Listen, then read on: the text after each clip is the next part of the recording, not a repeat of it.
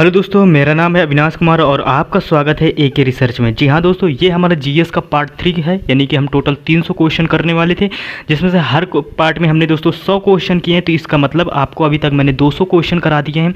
और आज जो हमारा पार्ट तीसरा है दोस्तों, उसमें से हम क्वेश्चन करने वाले यानी 100 क्वेश्चन करेंगे। और इन 100 क्वेश्चनों में से दोस्तों जो हमारा आज का टॉपिक है वो साइंस का टॉपिक रहेगा दोस्तों, और पॉलिटी का टॉपिक रहेगा, यानी इकोनॉमिक, सॉरी दोस्तों, इकोनॉमी का टॉपिक रहेगा। 50-50 क्वेश्चन है जो कि मोस्ट इंपॉर्टेंट और बेसिक क्वेश्चन है। इसमें से किसी न किसी एग्जाम में ये क्वेश्चन पूछे गए हैं, यानी कि दोस्तों ये आपको प्रीवियस ईयर एक तरह से दिखा जा रहा है। तो चलिए दोस्तों बढ़ते हैं, ये क्वेश्चन किसी न किसी एग्जाम में पूछे गए हैं, तो इन्हीं क्वेश्चनों को निकाल के हमने दोस्तों पीडीएफ बनाई है। अगर आपको वीडियो अच्छा लगे तो प्लीज़ इसे लाइक शेयर सब्सक्राइब जरूर कीजिएगा। चलिए बढ़ते हैं हम अपने क्वेश्चनों की तरफ, जिसमें से हमारा क्वेश्चन आता है, विज्ञान के पिता या विज्ञान का जनक किसे कहा जाता है? तो किसे कहा जाता है? इसमें से गैलीलियो को कहा जाता है। यानी कि दोस्तों इसमें से आपको डायरेक्ट क्वेश्चन और आंसर मिलेंगे, ऑप्शन का कोई काम नहीं दोस्तों, जिससे हम कम समय में ज़्यादा क्वेश्चन अटेंड कर पाते हैं। फिर इसके बाद दोस्तों नेक्स्ट प्रश्न आता है, निकट दृष्टि दोष से पीड़ित व्यक्ति के इलाज के लिए किस लेंस का प्रयोग किया जाता है? दोस्तों अवतल लेंस का प्रयोग किया जाता है। फिर इसके बाद नेक्स्ट प्रश्न की तरफ बढ़ते हैं। प्रश्न नंबर हमारा तीसरा आता है। तीसरा नंबर हमसे पूछ रहा है दोस्तों कि किस लेंस की क्षमता उसके डैश है निर्धारित की जाती है? तो किसकी दोस्तों? अडॉप्टर द्वारा दोस्तों उसकी लेंस की क्षमता को हम निर्धारित करते हैं। फिर नेक्स्ट प्रश्न आता है, नेक्स्ट प्रश्न 4 नंबर हमारा प्रश्न आता है, यानी कि किस रंग की तरंग दैर्घ्य सबसे अधिक होती है? दोस्तों तो लाल रंग की जो तरंग दैर्घ्य होती है वो सबसे अधिक होती है, यानी दूर तक ये दिखती है। फिर इसके बाद क्वेश्चन नंबर 5 आता है, यानी कि किस वैज्ञानिक ने गुरुत्वाकर्षण का सिद्धांत दिया था? तो दोस्तों न्यूटन ने गुरुत्वाकर्षण सिद्धांत का नियम दिया था, जिसमें से दोस्तों उसने 3 नियम बताए थे। जी हाँ दोस्तों। फिर इसके बाद दोस्तों नेक्स्ट प्रश्न की तरफ बढ़ते हैं। हमारा नेक्स्ट प्रश्न आता है, प्रश्न नंबर हमारा आता है, किस यंत्र के द्वारा दूध की शुद्धता की माप की जाती है? तो दोस्तों लैक्टोमीटर से दूध की शुद्धता मापी जाती है। ऐसे क्वेश्चन आते हैं, ये इंपॉर्टेंट क्वेश्चन को लगा लीजिएगा दोस्तों, ये आपसे हमेशा क्वेश्चन पूछेगा और इसमें से लोग कंफ्यूज होता जाते हैं, यानी कि लैक्टोमीटर की जगह आपको कोई दूसरा ऑप्शन मिल जाएगा। नेक्स्ट प्रश्न आता है, गुब्बारे में मुख्यतः कौन सी गैस भरी जाती है? दोस्तों हीलियम गैस भरी जाती है। फिर इसके बाद नेक्स्ट प्रश्न आता है, यानी कि 8 नंबर क्वेश्चन आता है। प्रश्न आता है, किस रोग से प्रतिरक्षा के लिए बीसीजी का टीका दिया जाता है? दोस्तों टीबी रोग के लिए दिया जाता है बीसीजी का इंजेक्शन। फिर उसके बाद 9 नंबर प्रश्न आता है। 9 नंबर प्रश्न, किसकी उपस्थिति के कारण मूत्र का रंग हल्का पीला होता है? दोस्तों यूरोक्रोम की वजह से होता है। फिर इसके बाद 10 नंबर है, यानी 10 नंबर है, लार की प्राकृतिक कैसी होती है? दोस्तों क्षारीय होता है ये दोस्तों, अम्लीय नहीं होता। जो लार होती है वो क्षारीय होती है, यानी कि बेस होता है। फिर इसके बाद दोस्तों नेक्स्ट प्रश्न आता है, ब्लीचिंग पाउडर या विरंजक चूर्ण का रासायनिक सूत्र क्या है? दोस्तों यानी कि CaOCl2 है। फिर इसके बाद दोस्तों नेक्स्ट प्रश्न आता है। नेक्स्ट प्रश्न हमारा 12 नंबर आता है। 12 नंबर हमारा प्रश्न है, सोडियम कार्बोनेट का व्यापारिक नाम क्या है? दोस्तों यानी कि धोबन सोडा है। फिर इसके बाद दोस्तों नेक्स्ट प्रश्न आता है। प्रश्न हमारा 13 नंबर आता है, सोनोग्राफी में किस प्रकार की तरंगों का प्रयोग किया जाता है? दोस्तों पराश्रव तरंगों का प्रयोग किया जाता है। फिर इसके बाद दोस्तों नेक्स्ट प्रश्न आता है, 14 नंबर प्रश्न आता है, यानी कि डायनासोर किसकी केसेरकू वर्ग से संबंधित? दोस्तों ये सरीपृष्ठ से संबंधित, जो डायनासोर है दोस्तों वो सरीपृष्ठ से है। फिर इसके बाद नेक्स्ट प्रश्न की तरफ बढ़ते हैं, यानी 15 नंबर हमारा प्रश्न आता है। 15 नंबर प्रश्न पूछ रहा है, बर्फ जल में तैरता है क्यों? क्यों तैरता है? दोस्तों बर्फ का घनत्व जल के घनत्व से कम होता है, इस वजह से दोस्तों बर्फ तैरता है। फिर इसके बाद नेक्स्ट प्रश्न आता है, 16 नंबर हमारा प्रश्न आता है। 16 नंबर प्रश्न पूछ रहा है, किस यंत्र के द्वारा वायुमंडलीय दाब की माप की जाती है? दोस्तों बैरोमीटर द्वारा मापा जाता है। फिर इसके बाद 17 नंबर प्रश्न आता है। 17 नंबर प्रश्न दोस्तों, रेफ्रिजरेटर में कौन सी गैस शीतलन के लिए उत्तरदायी? दोस्तों फ्रियान गैस होती है, बहुत ज़्यादा ठंडा होता है। अगर दोस्तों फ्रियान गैस को जो लिक्विड होता है उसको अगर अपने हाथ में अगर रख लेंगे तो कहते हैं उस जगह का हाथ पूरा गला देता है, इतना ज़्यादा ठंडा होता है।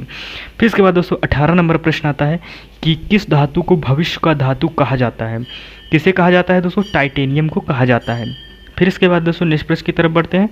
नेक्स्ट प्रश्न है हमारा 19 नंबर प्रश्न आता है दोस्तों, पृथ्वी पर उपलब्ध सबसे कठोरतम पदार्थ कौन सा? पृथ्वी पर जो उपलब्ध इसकी बात की जा रही है तो वो दोस्तों हीरा है, जो सबसे कठोर धातु है।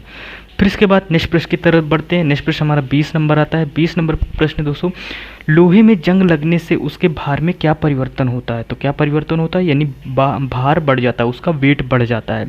फिर इसके बाद दोस्तों नेक्स्ट प्रश्न आता है, 21 नंबर प्रश्न आता है दोस्तों, कौन सा विटामिन जल में घुलनशील है? दोस्तों विटामिन बी और विटामिन सी घुलनशील है। फिर इसके बाद दोस्तों 22 नंबर प्रश्न आता है। 22 नंबर प्रश्न है, हमारे शरीर में लाल रुधिर कणिकाओं का निर्माण कहाँ से होता है? ये क्वेश्चन पूछा गया, तो इसका जो हमारा आंसर होगा वो होगा यानी कि अस्थि मज्जा होगा। फिर इसके बाद नेक्स्ट प्रश्न आता है 23 नंबर हमारा प्रश्न आता है, यानी 23 नंबर आता है, किस विटामिन की कमी के कारण जनन क्षमता में कमी होती है? तो किसके कारण दोस्तों? विटामिन ई की वजह से होता है। फिर इसके बाद दोस्तों 24 नंबर प्रश्न आता है। 24 नंबर है, दूध के फटने से कौन सा अम्ल का निर्माण होता है? तो दोस्तों लैक्टिक अम्ल, जो कि खट्टा होता है दोस्तों। जब दूध फट जाता है तो हमें लैक्टिक एसिड उससे मिलता है। फिर इसके बाद दोस्तों नेक्स्ट प्रश्न आता है 25 नंबर प्रश्न आता है, हृदय के विकार का पता लगाने के लिए किस यंत्र का प्रयोग किया जाता है? दोस्तों यानी इलेक्ट्रोकार्डियोग्राफी होता है दोस्तों। हृदय के जितने सारे रोग होते हैं उससे पता लगाया जाता है। 26 नंबर प्रश्न आता है दोस्तों, यानी कि मलेरिया रोग से कौन सा शरीर का कौन सा अंग प्रभावित होता है? जी हाँ दोस्तों, इंपॉर्टेंट, इसे प्लीहा, इसे तिल्ली भी बोलते हैं हिंदी में, तो इसे प्लीहा बोलते हैं या तिल्ली बोलते हैं। फिर इसके बाद नेक्स्ट प्रश्न है, हमारे शरीर में किसकी कमी के कारण मधुमेह रोग होता है? तो दोस्तों इस जो इंसुलिन की कमी हो जाती है तो हमारे शरीर में मधुमेह नामक रोग हो जाता है। तो लोग बाद में इंसुलिन के दोस्तों मेडिसिन लेने लगते हैं, इंजेक्शन लेने लगते हैं, और इंसुलिन की टैबलेट नहीं होती, हमेशा एक इंजेक्शन होता है, इसे टैबलेट में नहीं कन्वर्ट किया जा सकता। फिर इसके बाद दोस्तों 28 नंबर आता है, प्रायः स्तनधारियों में कितनी कक्षीय हृदय क्या पाए जाते हैं? तो दोस्तों स्तनधारियों में 4 दोस्तों हृदय पाए जाते हैं, यानी 4 हृदय चैम्बर जिसे बोलते हैं वो पाए जाते हैं। 20 नंबर प्रश्न आता है, यानी 29 नंबर प्रश्न आता है, दांतों एवं हड्डियों के मुख्यतः कौन सा तत्व पाया जाता है? दोस्तों कैल्शियम और फास्फोरस पाया जाता है। फिर इसके बाद दोस्तों नेक्स्ट प्रश्न आता है 30 नंबर प्रश्न आता है। 30 नंबर पूछ रहा है, एक वयस्क मनुष्य के शरीर में कुल कितनी हड्डियां पाई जाती हैं? दोस्तों 206 हड्डियां पाई जाती हैं। फिर इसके बाद दोस्तों 31 नंबर प्रश्न आता है, कौन सा मानव शरीर के हड्डियों और पेशियों को आपस में जोड़ता है? दोस्तों टेंडन दोस्तों, जो मानव शरीर की हड्डियां और पेशियों को जोड़ता है उसे टेंडन बोलते हैं। फिर इसके बाद दोस्तों 32 नंबर प्रश्न आता है कि मानव शरीर में पाचन का उत्पादन किस अंग से संपन्न होता है? वो छोटी आंत से संपन्न होता है। नेक्स्ट प्रश्न की तरफ बढ़ते हैं। 33 नंबर प्रश्न आता है, मनुष्य के जीवन काल में कुल कितने दांत 2 बार विकसित होते हैं? कितने दांत होते हैं दोस्तों? तो 20 दांत ऐसे होते हैं जो मनुष्य के जीवन काल में 2 बार उगते हैं। 34 नंबर, लार में कौन सा एंजाइम पाया जाता है? तो दोस्तों लार में जो एंजाइम पाया जाता है उसे हम टाइलिन बोलते हैं। फिर इसके बाद दोस्तों 35 नंबर प्रश्न आता है, कौन सी धातु जल के साथ आसानी से अभिक्रिया करती है? तो वो है पोटेशियम, जो जल के साथ आसानी से अभिक्रिया कर लेती है। फिर इसके बाद दोस्तों 36 नंबर प्रश्न आता है। 36 नंबर हमारा प्रश्न आता है, आधुनिक आवर्त सारणी में किस समूह को पूर्ण संयोजी कोष और रासायनिक रूप से निष्क्रिय तत्व होते हैं? वो दोस्तों 18वें होते हैं। फिर इसके बाद 37 नंबर प्रश्न आता है। 37 नंबर प्रश्न है, जहाज़ों में यानी इकोलोशन का उपयोग क्या मापने के लिए किया जाता है? जो इकोलोशन जो होता है दोस्तों जहाज़ों में क्या मापने के लिए किया जाता है? वो से दोस्तों पानी की गहराई मापने के लिए इकोलोशन का प्रयोग किया जाता है। फिर इसके बाद दोस्तों, किसी निकाय को एक समान वृत्तीय गति से यानी चलाने के लिए क्या आवश्यक नियत बल का प्रयोग किया जाता है? दोस्तों अब केंद्रीय बल का यूज किया जाता है। फिर इसके बाद दोस्तों 39 नंबर प्रश्न आता है कि पूछा गया है, किसी तत्व का इलेक्ट्रॉनिक विन्यास 285, उस तत्व का क्या नाम है दोस्तों? उसे फास्फोरस कहते हैं, जिसका जो इलेक्ट्रॉनिक विन्यास है दोस्तों वो 285 है। फिर इसके बाद दोस्तों 40 नंबर हमारा प्रश्न आता है। 40 नंबर प्रश्न, माता एवं पिता में किसके गुणसूत्रों से बच्चों के लिंग का निर्धारण होता है? दोस्तों पिता के गुणसूत्रों का निर्धारण होता है, यानी पिता के गुणसूत्रों से दोस्तों बच्चे का लिंग निर्धारण होता है। फिर इसके बाद दोस्तों 41 नंबर आता है, ठोस कोयला को तरल हाइड्रोकार्बन में परिवर्तित करने की प्रक्रिया को क्या कहते हैं? दोस्तों द्रवीकरण कहते हैं। फिर इसके बाद नेक्स्ट प्रश्न आता है, यानी 42 नंबर प्रश्न आता है। 42 नंबर प्रश्न दोस्तों, जब एक मूल ध्वनि एक प्रतिबाधा द्वारा परावर्तित होकर हमारे कानों तक पहुंचती है तो प्रतिध्वनि कितने समय बाद सुनाई देती है? तो दोस्तों 0.1 सेकेंड बाद सुनाई देती है, यानी कि हमारे कानों में सुनाई देती है कोई भी ध्वनि। फिर इसके बाद दोस्तों 43 नंबर प्रश्न आता है। 43 नंबर प्रश्न है, यानी किस वैज्ञानिक ने यह सुझाव दिया था कि वह तत्व के प्रतीक के तत्व के नाम से 1 या 2 अक्षरों से बनाया जाता है? दोस्तों तो ये किसने दिया था? उसका नाम दोस्तों वर्जिलियस है। फिर इसके बाद दोस्तों नेक्स्ट प्रश्न आता है, यानी 44 नंबर प्रश्न आता है। 44 नंबर है, गति का दूसरा समीकरण किसके बीच यानी संबंधों को दर्शाता है? दोस्तों स्थिति और समय को दर्शाता है। फिर इसके बाद दोस्तों 45 नंबर प्रश्न आता है कि जब हम एक पेड़ की शाखा को तेज़ी से हिलाते हैं तो उसकी कुछ पत्तियां पेड़ से अलग हो जाती हैं, यह किसके कारण होता है? वो दोस्तों जड़त्व बल होता है, जिसे न्यूटन ने दिया था। फिर इसके बाद दोस्तों नेक्स्ट प्रश्न आता है 46 नंबर आता है, किसकी अनुपस्थिति में अवयवी श्वसन होता है? तो दोस्तों ऑक्सीजन की वजह से। फिर इसके बाद 47 नंबर प्रश्न आता है। 47 नंबर है, आधुनिक आवर्त सारणी में कितने आवर्त एवं कितने समूह मौजूद हैं? तो दोस्तों कितने, यानी कि 7 आवर्त और दोस्तों 18 समूह हैं। फिर इसके बाद दोस्तों 48 नंबर प्रश्न आता है। 48 नंबर प्रश्न है, माता रोगाणु कोशिकाओं किस में निर्मित होती है दोस्तों? अंडाशय में निर्मित होती है। फिर इसके बाद 49 नंबर प्रश्न आता है। 49 नंबर प्रश्न है, इथेनाइट एसिड का सामान्य नाम क्या है दोस्तों? यानी कि एसिटर एसिड है, एसिड है दोस्तों, एस्टर एसिड है।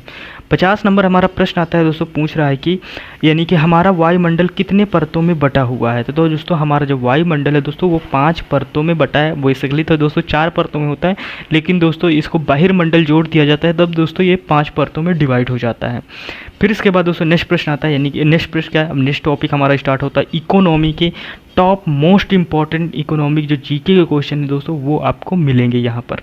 चलिए दोस्तों इनको भी पढ़ लेते हैं। इसमें से जो हमारा प्रश्न है, यानी कि नेक्स्ट प्रश्न है, आधुनिक अर्थशास्त्र का जनक या पिता किसे कहा जाता है? आधुनिक की बात पूछा है इसने, तो आधुनिक को दोस्तों किसे बोला जाता है? एडमंड स्मिथ है। फिर इसके बाद अर्थकार यानी अर्थशास्त्र की रचना किसने की थी दोस्तों? चाणक्य ने की थी। फिर इसके बाद दोस्तों नेक्स्ट प्रश्न आता है, यानी कि मिश्रित अर्थव्यवस्था। जी हाँ, तो मिश्रित अर्थव्यवस्था से क्या अर्थ होता है? मिश्रित अर्थव्यवस्था का दोस्तों अर्थ है सरकारी और निजी क्षेत्रों में असस्थिरता। फिर इसके बाद नेक्स्ट प्रश्न आता है, 4th नंबर प्रश्न आता है। 4th नंबर प्रश्न पूछा गया है, किसी अंतर्राष्ट्रीय संस्था द्वारा मानव विकास रिपोर्ट जारी किया जाता है दोस्तों? संयुक्त राष्ट्र विकास कार्यक्रम द्वारा। फिर इसके बाद 5 नंबर हमारा प्रश्न आता है। 5 नंबर प्रश्न दोस्तों, राष्ट्रीय स्तर पर भारत में प्रतिवर्ष कौन सा आर्थिक सर्वेक्षण रिपोर्ट प्रकाशित करता है दोस्तों? कौन करता है? तो वो दोस्तों करता है वित्त मंत्रालय। जी हाँ दोस्तों, कौन करता है? वित्त मंत्रालय करता है। फिर इसके बाद दोस्तों 6 नंबर हमारा प्रश्न आता है, पूछ रहा है हमसे कि किसी देश में उत्पत्ति के लिए किए गए संपूर्ण सामान सेवाओं का मूल्य क्या कहलाता है दोस्तों? सकल घरेलू उत्पाद कहलाता है। नेक्स्ट प्रश्न आता है दोस्तों, नेक्स्ट प्रश्न 7 नंबर आता है हमारा, सकल राष्ट्रीय उत्पाद प्राप्त किया जाता है दोस्तों सकल घरेलू उत्पाद प्लस विदेशों से प्राप्त निवल कारक आय द्वारा। जी हाँ दोस्तों, यानी कि जो विदेशों से हमारे लोग पैसा कमा के भेजते हैं उसको मिला के किया जाता है। फिर 8 नंबर प्रश्न आता है दोस्तों, किस संगठन के द्वारा भारत में राष्ट्रीय आय की गणना की जाती है? तो भारतीय सांख्यिकी संगठन द्वारा दोस्तों ये की जाता है, या की काम किया जाता है। फिर इसके बाद दोस्तों 9 नंबर हमारा प्रश्न आता है, पूछ रहा है दोस्तों, अर्थशास्त्र यानी धन का विज्ञान या कथन किसका है? तो दोस्तों एडम स्मिथ का है। फिर इसके बाद दोस्तों नेक्स्ट प्रश्न आता है, 10 नंबर हमारा प्रश्न आता है, पूंजीवादी अर्थव्यवस्था का मुख्य लक्षण क्या है? तो दोस्तों निजी स्वामित्व, ये दोस्तों पूंजीवादी का मुख्य लक्षण है। 11 नंबर हमारा प्रश्न आता है दोस्तों, पूछा गया है, बंद अर्थव्यवस्था वह अर्थव्यवस्था है जिसमें ना तो आयात होता है और ना ही निर्यात होता है। फिर इसके बाद नेक्स्ट प्रश्न आता है, यानी कि 12 नंबर हमारा प्रश्न आता है। 12 नंबर प्रश्न है, भारत में राष्ट्रीय आय का आकलन सर्वप्रथम किसने किया था? दोस्तों दादा भाई नौरोजी ने किया था। फिर इसके बाद दोस्तों नेक्स्ट प्रश्न आता है, 13 नंबर प्रश्न आता है। 13 नंबर प्रश्न है दोस्तों, यानी भारतीय अर्थव्यवस्था किस प्रकार की अर्थव्यवस्था का उदाहरण है? दोस्तों मिश्रित अर्थव्यवस्था का उदाहरण है। फिर इसके बाद दोस्तों नेक्स्ट प्रश्न आता है, नेक्स्ट प्रश्न हमारा 14 नंबर प्रश्न आता है। 14 नंबर प्रश्न है, भारत में पहली पंचवर्षीय योजना की शुरुआत कब की गई थी? दोस्तों 1 अप्रैल 1951 को दोस्तों भारत की पहली पंचवर्षीय योजना को स्टार्ट किया गया था। फिर इसके बाद दोस्तों नेक्स्ट प्रश्न आता है, 15 नंबर प्रश्न आता है। 15 नंबर प्रश्न है, प्रथम पंचवर्षीय योजना का मुख्य लक्ष्य क्या था? दोस्तों कृषि क्षेत्र का विकास, दोस्तों यही मेन लक्ष्य था। फिर इसके बाद 16 नंबर प्रश्न आता है दोस्तों, यानी भारत में पंचवर्षीय योजना का अंतिम प्रारूप कौन अनुमोदित करता है? दोस्तों योजना आयोग करता है। फिर इसके बाद दोस्तों नेक्स्ट प्रश्न आता है, 17 नंबर प्रश्न आता है दोस्तों, कि किस पंचवर्षीय योजना के तहत भारत में राष्ट्रीय कृषि और ग्रामीण विकास बैंक की स्थापना की गई थी? दोस्तों 6ठी पंचवर्षीय योजना के तहत। फिर इसके बाद दोस्तों 18 नंबर प्रश्न आता है कि भारत के राष्ट्रीय आय में किस क्षेत्र का सर्वाधिक योगदान है? दोस्तों सेवा क्षेत्र का सर्वाधिक योगदान है। फिर इसके बाद दोस्तों 19 नंबर प्रश्न आता है कि भारत में अधिकतम कर आय की प्राप्ति किस कर से होती है? दोस्तों निगम कर से होती है। फिर इसके बाद दोस्तों 20 नंबर प्रश्न आता है, पूछ रहा है, यानी कि प्रत्यक्ष करों में से किस कर से भारत सरकार को सबसे अधिक आय की प्राप्ति होती है? किससे होती है दोस्तों? ये आयकर से होती है, सबसे ज़्यादा दोस्तों आयकर की प्राप्ति होती है। फिर इसके बाद 21 नंबर क्वेश्चन आता है। 21 नंबर क्वेश्चन है, राष्ट्रीय विकास परिषद का गठन किस वर्ष किया गया था? दोस्तों 1952 में किया गया था। फिर इसके बाद दोस्तों 22 नंबर प्रश्न आता है। 22 नंबर प्रश्न है, सरकार द्वारा पुरानी मुद्राओं को समाप्त करके नई मुद्राओं का संचालन क्या कहलाता है? दोस्तों विमुद्रीकरण कहलाता है। फिर इसके बाद दोस्तों नेक्स्ट प्रश्न आता है, यानी कि 23 नंबर प्रश्न आता है, क्वेश्चन आता है कि आर्थिक विकास की दृष्टि से भारत किस प्रकार का राष्ट्र है? तो दोस्तों विकासशील राष्ट्र है दोस्तों, आर्थिक विकास की दृष्टि से। फिर इसके बाद नेक्स्ट प्रश्न आता है, नेक्स्ट प्रश्न हमारा है यानी कि 24 नंबर क्वेश्चन है, भारत का राष्ट्रीय बैंक कौन सा है? तो दोस्तों भारत का जो राष्ट्रीय बैंक है दोस्तों वो है भारतीय रिजर्व बैंक दोस्तों, यानी कि RBI आप बोल सकते हैं। फिर इसके बाद दोस्तों 25 नंबर क्वेश्चन आता है, भारत में मौद्रिक नीति किसके द्वारा लागू की जाती है? तो दोस्तों भारतीय रिजर्व बैंक द्वारा भारत में जो मौद्रिक नीति लागू की जाती है। फिर इसके बाद दोस्तों नेक्स्ट प्रश्न की तरफ बढ़ते हैं, यानी 26 नंबर हमारा प्रश्न आता है। 26 नंबर है, भारत में बैंकों का राष्ट्रीयकरण पहली बार किस वर्ष किया गया था? ये 1969 में किया गया था। फिर इसके बाद नेक्स्ट प्रश्न आता है, 27 नंबर क्वेश्चन आता है।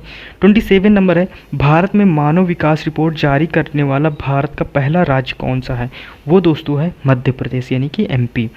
फिर इसके बाद 28 नंबर क्वेश्चन आता है। 28 नंबर प्रश्न है, मानव विकास सूचकांक किसके द्वारा जारी किया जाता है? दोस्तों विश्व बैंक द्वारा जारी किया जाता है। 29 नंबर क्वेश्चन आता है दोस्तों, मानव विकास सूचकांक किस अर्थशास्त्री की देन है? दोस्तों महबूब उल हक की देन है।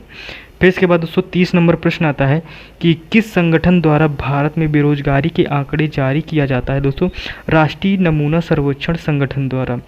फिर इसके बाद दोस्तों 31 नंबर क्वेश्चन है, यानी बाजार अर्थव्यवस्था वह अर्थव्यवस्था है जो सरकारी नियंत्रण से मुक्त होता है, उसे दोस्तों बाजार अर्थव्यवस्था बोलते हैं।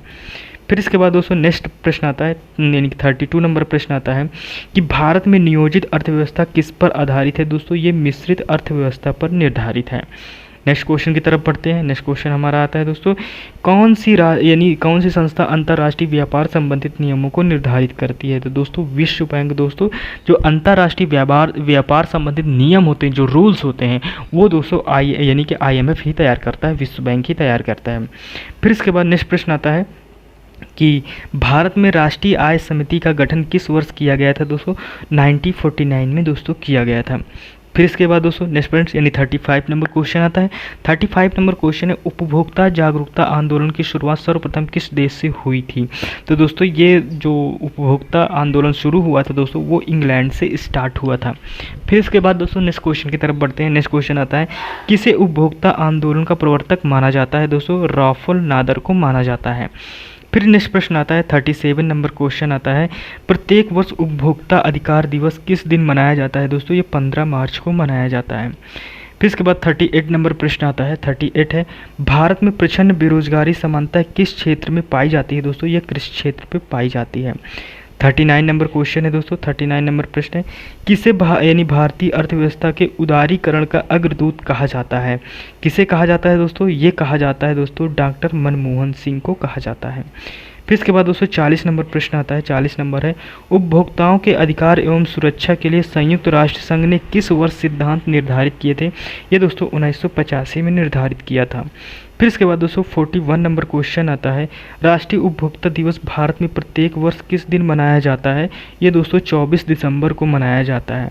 फिर इसके बाद दोस्तों 42 नंबर क्वेश्चन आता है, भारतीय अर्थव्यवस्था को कितने क्षेत्रों में विभाजित किया गया है? तो दोस्तों भारतीय जो अर्थव्यवस्था को उसको दोस्तों 3 क्षेत्रों में विभाजित किया गया है, प्राथमिक क्षेत्र और द्वितीय क्षेत्र एवं तृतीय क्षेत्र में दोस्तों इन 3 क्षेत्रों में विभाजित किया गया है।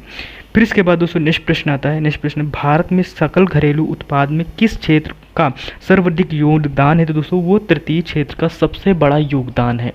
फिर इसके बाद दोस्तों नेक्स्ट प्रश्न की तरफ बढ़ते हैं। तृतीय क्षेत्र को दोस्तों सेवा क्षेत्र बोलते हैं और सेवा क्षेत्र से दोस्तों भारत सरकार को बहुत ज़्यादा टैक्स मिलता है। फिर इसके बाद नेक्स्ट प्रश्न आता है, भारत में प्रथम क्षेत्रीय ग्रामीण बैंक की स्थापना किस वर्ष की गई थी? सन 1975 में की गई थी।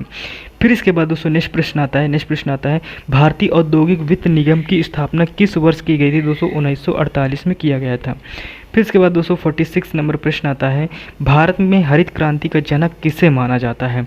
भारत में हरित क्रांति का जनक जिसे माना जाता है दोस्तों उसे बोलते हैं यानी कि MS स्वामीनाथन बोलते हैं। फिर इसके बाद दोस्तों नेक्स्ट प्रश्न आता है। नेक्स्ट प्रश्न 47, यानी जनसंख्या वृद्धि से आर्थिक विकास की गति में क्या प्रभाव पड़ता है? तो दोस्तों आर्थिक विकास की गति मापी जाती है। फिर इसके बाद दोस्तों 48 नंबर क्वेश्चन आता है। 48 नंबर है, किसने गरीबी को यानी कि कुचक्र की परिभाषित किया था? तो दोस्तों रैगनर यानी कि नक्रश ने दोस्तों गरीबी को कुचक्र को परिभाषित यानी कुचक्र बोला था, गरीबी को बोला था। तो ये किसने बोला था? रैगनर नक्रश ने बोला था। फिर इसके बाद दोस्तों 49 नंबर प्रश्न आता है। 49 नंबर प्रश्न है, अर्थशास्त्र के क्षेत्र में लॉरेंज वर्कर्स क्या कार्य करता है? दोस्तों आय का वितरण करता है। दोस्तों वीडियो अगर अच्छा लगा हो तो प्लीज़ लाइक शेयर सब्सक्राइब जरूर कीजिए। ऐसे क्वेश्चन और वीडियो बनाने में हमें थोड़ी बहुत मेहनत करनी पड़ती है, थोड़ी नहीं बहुत मेहनत करनी पड़ती है, तो प्लीज़ दोस्तों लाइक शेयर सब्सक्राइब करके जरूर चाहिए। 50 नंबर हमारा प्रश्न आता है, पूछ रहा है उस अवस्था को यानी क्या करता है जिसमें से मुद्रा को मूल्य घट जाता है, यानी कि उस अवस्था को क्या कहते हैं जिसमें से मुद्रा की मूल्य घट जाता है और वस्तु की कीमतें बढ़ जाती हैं? तो दोस्तों उससे बोलते हैं मुद्रास्फीति, और मुद्रास्फीति दोस्तों महंगाई को दर्शाता है। फिर इसके बाद दोस्तों जो हमारे नेक्स्ट प्रश्न आएंगे वो दोस्तों जो हमारे यानी टॉप मोस्ट इंपॉर्टेंट जो क्वेश्चन आएंगे दोस्तों वो आएंगे हमारे प्रश्न यानी कि पॉलिटी के जी के क्वेश्चन होंगे। 50 क्वेश्चन होंगे दोस्तों, यानी 350 क्वेश्चनों का हमारा टारगेट था दोस्तों। तो हमने आपको 3 वीडियो 100 क्वेश्चन के प्रोवाइड करा दिया। 50 क्वेश्चन का वीडियो आपको कल नेक्स्ट डे में प्रोवाइड हो जाएगा। दोस्तों अगर वीडियो अच्छे लग रहे हैं तो प्लीज़ लाइक शेयर सब्सक्राइब जरूर कीजिएगा। मिलते हैं नेक्स्ट वीडियो में, तब तक के लिए टेक केयर, बाय बाय, जय हिंद।